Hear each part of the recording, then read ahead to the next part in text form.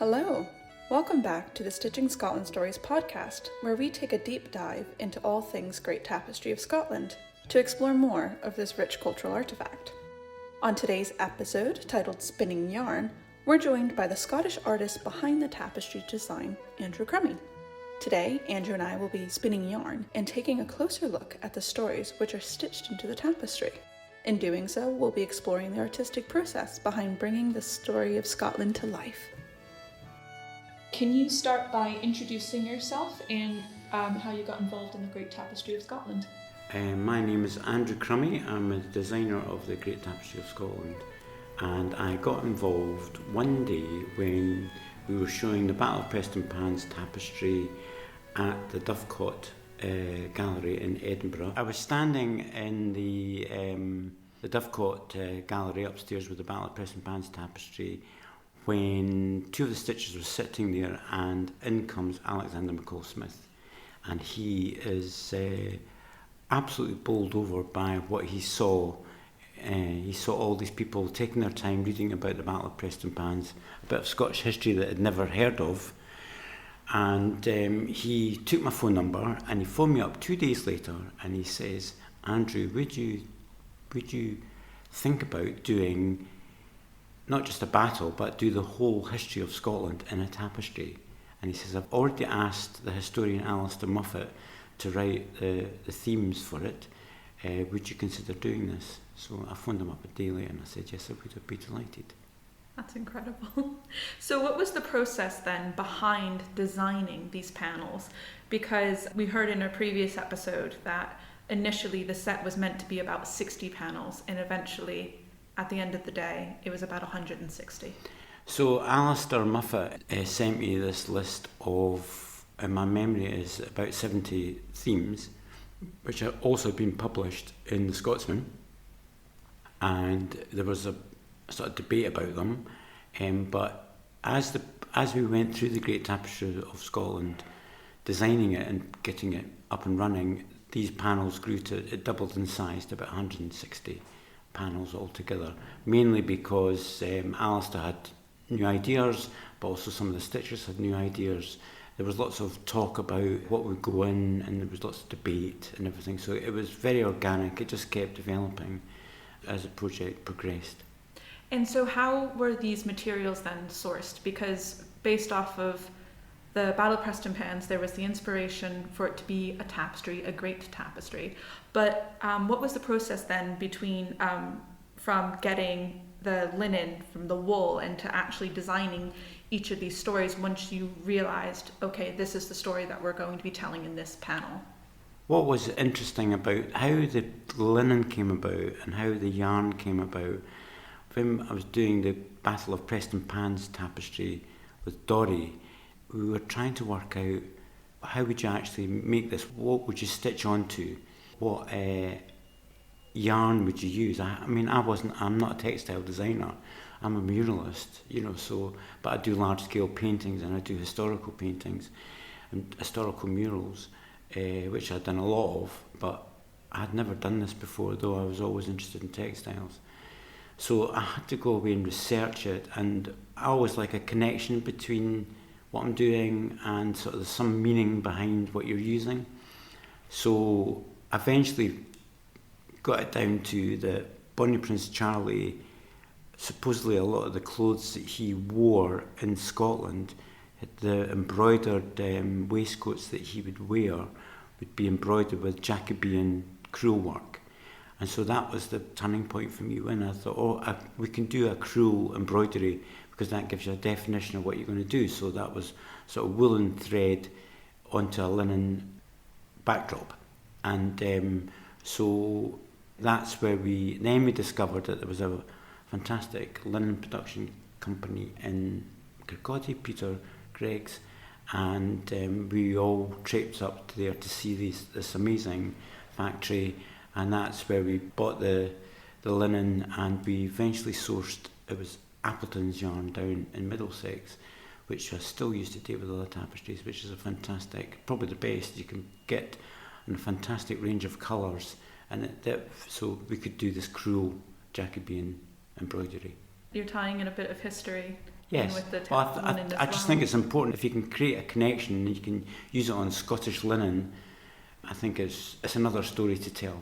Absolutely. So what was your personal design process? Because you said you were a muralist. So how was that like trying to make these quite mammoth linen tapestries?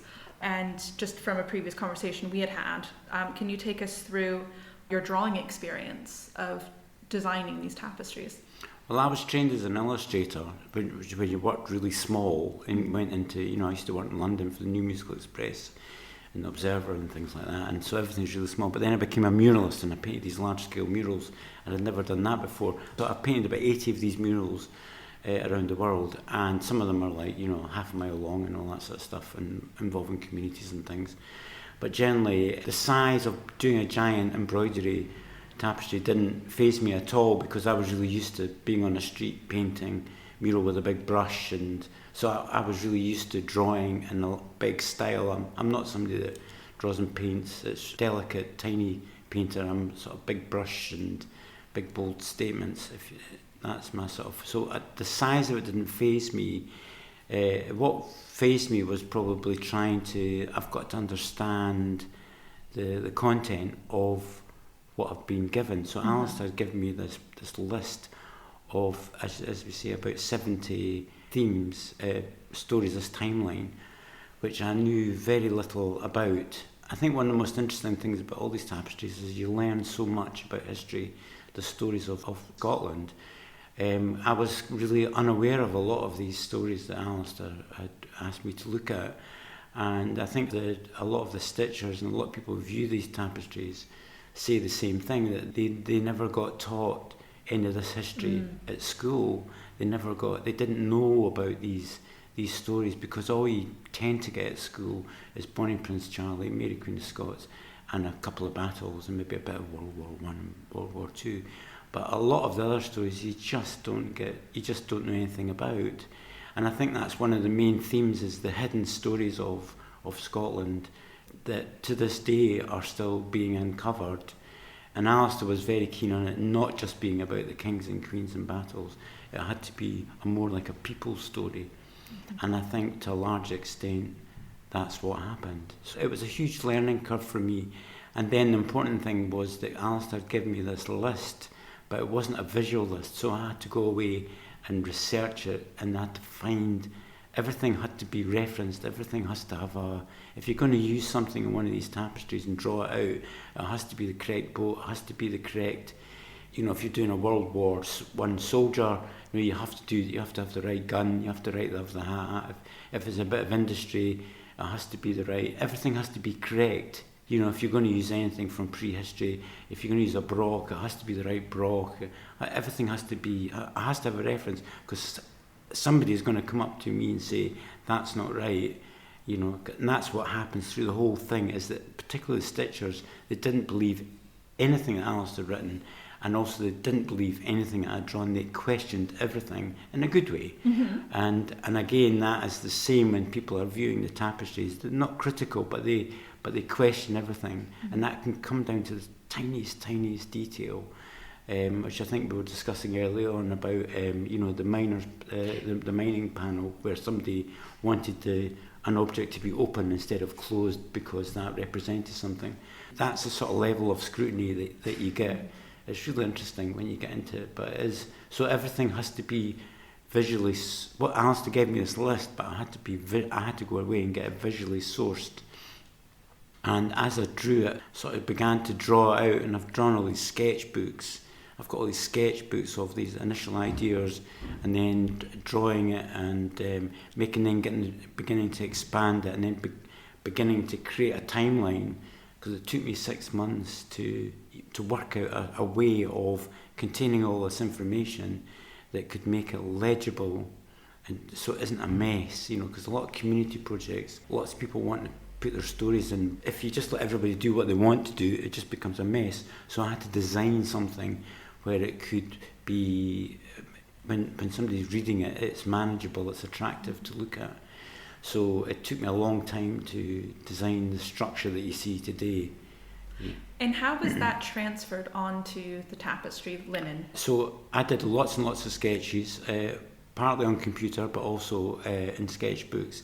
Then I began to make them a bit bigger, and then eventually I would do full-size drawings of each of the panels, and they were drawn up and they're coloured in, and then there's a light box in my studio.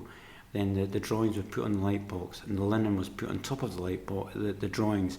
So you traced the outline onto the linen, and so that's how each panel was prepared, ready for the. Once the drawn image was on the linen, it then went to Dory's hub at Ness Bank, and they prepared all the rules, and then it was put into a sort of kit and sent to the groups all over Scotland to stitch. We heard some of the linen got to go on holidays from places like the Great Wall of China yes, to that's right, other places as to well. Florida. To Florida. Yes, to all over the place. And so people would take it with them on their holidays, or they'd be stitching it in a flight to Australia or something like that. Or it would also be going from island to island in the Scottish Isles, because the groups were spread across several small isles. So there was all this sort of stuff going on. But most of the stitchers, when they got the kits, most of them had the same reaction, was, oh my God, that's really huge, we'll never get that done in time. But in fact they all did do it in time. But once they got into it, they were fine. Mm-hmm. It was, but you were asking a lot of the stitching groups to do a panel, because each one was about 500 hours of work. Well, how did the 1,000 networks of the 1,000 stitchers emerge through this network? There was a call out for stitchers when we started the project, but we also had a basis of about 280 stitchers from the Battle of Preston Pans, although not all of them joined in. But then, as the call went out for more stitchers, these groups came forward. But it was an organic process, you know. And then, you know, somebody would say, oh, they would have cups of tea with somebody and say, oh, I'm doing the Great Tapestry of Scotland, would you like to get involved? And they go, well, that sounds interesting, and they come along. The basis of the stitchers getting involved was, it was never about you had to be a good stitcher to get involved. It was always very open, that anybody can come in and put a stitch. So from one stitch to a whole panel, everybody's invited. It's very... there was a lot of equality going on all the time. It was about being creative. It wasn't about joining in. It wasn't about being exclusive and saying you can't do it because you're not a professional stitcher or anything like that, or you're not good enough.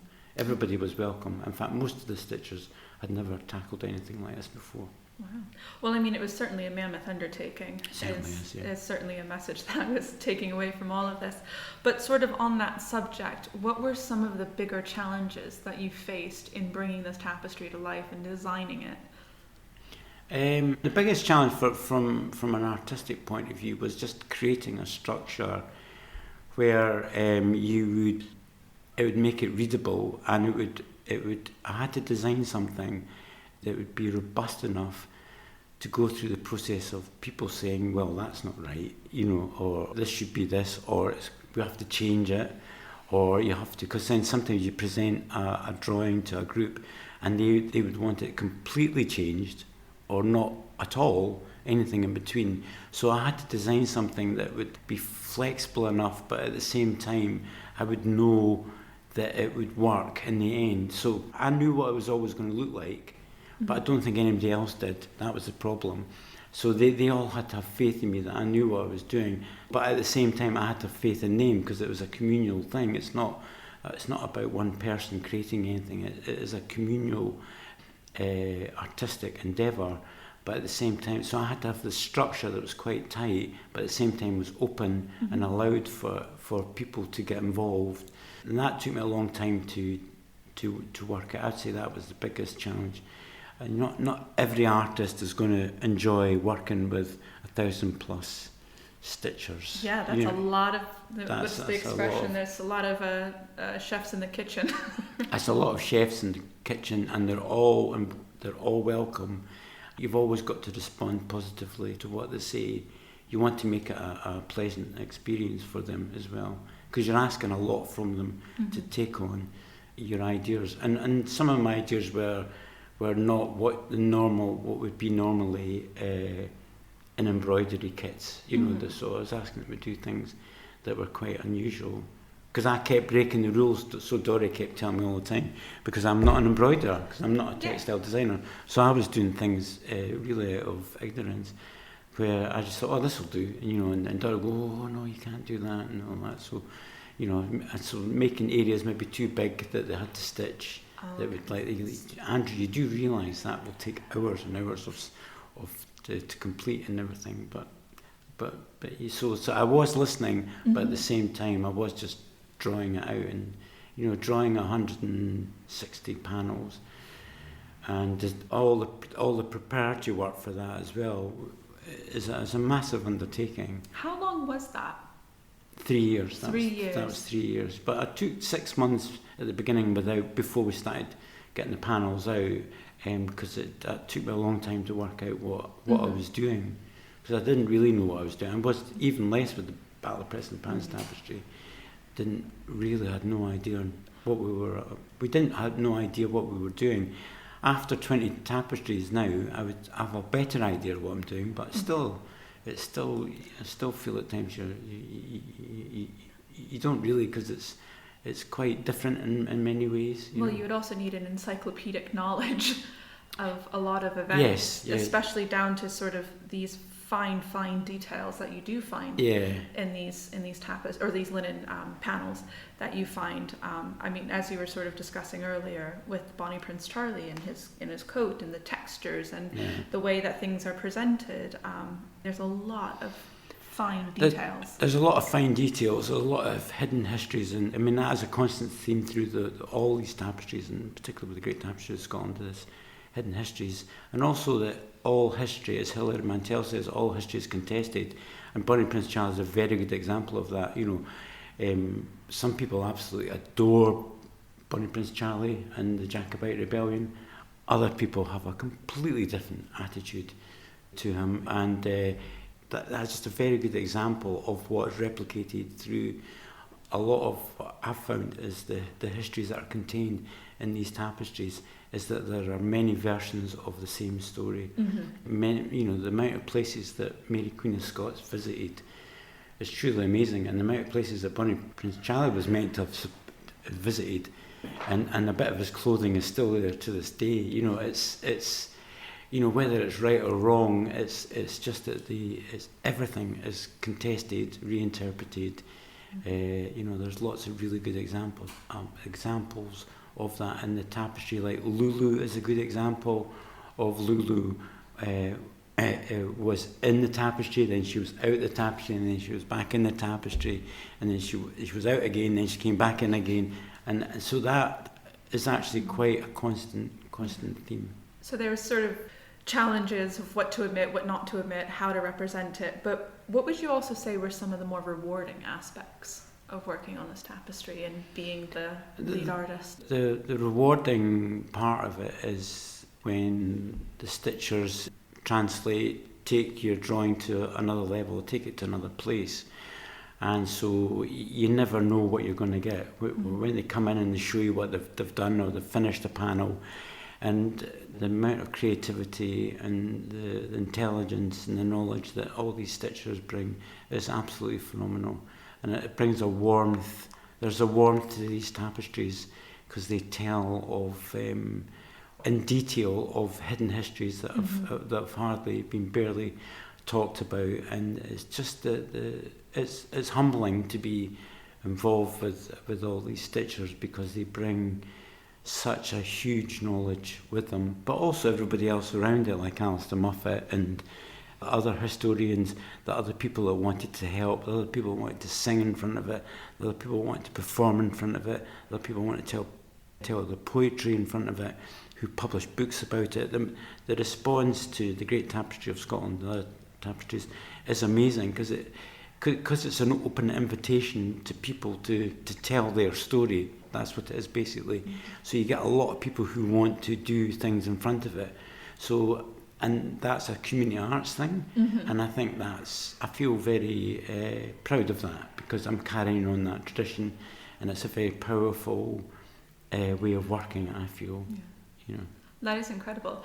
And can you take us to the day that the Tapestry was opened at the Scottish Parliament and what that was like as a person who was largely responsible for designing the tapestry? Well, the day that we opened in the Scottish Parliament, it was on a Monday morning, and it all was out, it was beautifully laid out, and Alistair was getting upset because he'd never seen it before, or it was the first time we'd all seen it in one place, and we were all overwhelmed by it, really, but we had no idea of what was about to happen, because by the Friday you get to a stage where there was 5,000 people a day coming to visit the Tapestry, and to this day it's the most popular event that's ever happened in the Scottish Parliament. And the following year that it was displayed in the Scottish Parliament again, and 90,000 people came to see the Tapestry. And there was days when you were walking through the Tapestry in the Scottish Parliament and you couldn't move because there were so many people there. It was unbelievable, and so much so they had to bring the police in to bring it down to 2,000 people a day coming to see the Tapestry, and it was just amazing. And I actually stood in the queue with my daughter because I just thought, well, I'm never going to queue 2 hours for my artwork ever again. That's never going to happen. So me and Aoife stood there, and nobody knew that I was the designer of it, but we just stood there because I just thought, this is amazing. It's never ever going to happen. It was incredible. Did you get to overhear people's comments? Yeah, I mean, generally it was always very favourable, or you get some people who go from panel to panel going, that's not right, or things like that. But generally it was very positive. It was just people were just, it was because it's the magic, the combination of the storytelling and the design and the stitching, which is the main thing, I would say, because it's all hand stitched, it's all lovingly stitched with love.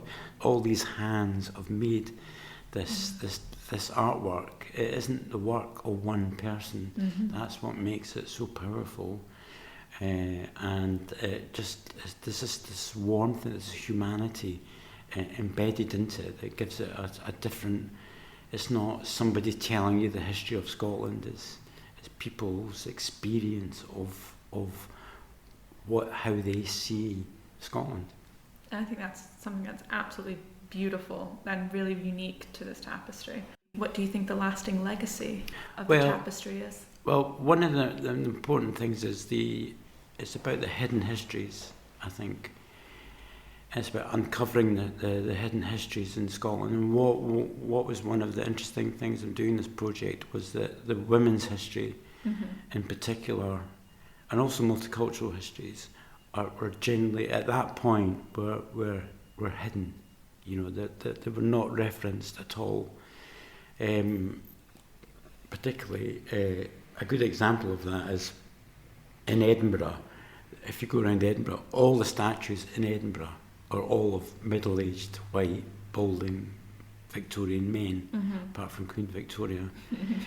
And it's a male history, and I think Alistair, we were conscious of this as the tapestry was developing. These women, particularly women's history, was really hard to find. There wasn't that much. The male history was there, but the women's history was more difficult to get. So I had to design it in a way where you could, and if it's been stitched by all these women, and if there's no the content of the history is all male, it just doesn't make any sense. So you have to construct it in a way where you're trying to make it more about a women's history. I mean, it is getting better now, but also the issues of slavery and multiculturalism in Scotland was also the same, and it is beginning to get better. But again, it's these are big issues, and it really highlights that. So it's about uncovering these hidden histories. But I think the journey's only just begun. I think there's a lot more histories to be uncovered, and really powerful stories that have largely been forgotten need to be told, and told well. Thank you for joining us on this episode of Stitching Scotland's Story. Be sure to tune in next time, where I'll be joined by author and community textile artist Claire Hunter as well as a coordinator and lead stitcher for the Tapestry project, Dory Wilkie. Claire, Dory, and I will uncover some of the hidden stitches found within the tapestry and look at the hidden messages that have become stitched into Scottish history.